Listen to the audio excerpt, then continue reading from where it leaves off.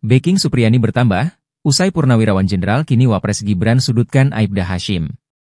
Pendukung guru Supriyani menghadapi kasus guru menganiaya murid yang dilaporkan Aibda Hashim terus bertambah. Setelah datang dari Ketuga PGRI tempat ia mengajar dan seorang pensiunan Jenderal Polri Bintang 3, kini Gibran Rakabuming Raka ikut menyayangkan kasus ini. Wakil Presiden RI tersebut menilai, kasus ini sebenarnya bisa selesai tanpa harus tempuh jalur hukum. Gibran menegaskan jangan ada lagi kasus-kasus kekerasan dan perundungan terhadap murid maupun kriminalisasi terhadap guru. Meski saat ini sudah ada Undang-Undang Perlindungan Anak, regulasi tersebut tidak boleh digunakan sebagai instrumen untuk menyerang guru. Dia mengajak Kementerian Pendidikan Dasar dan Menengah untuk bersama-sama mendorong pembentukan Undang-Undang Perlindungan Guru. Menurutnya, adanya perlindungan hukum bagi guru dapat menciptakan rasa aman dan memberikan keleluasaan bagi mereka untuk mendidik secara lebih disiplin.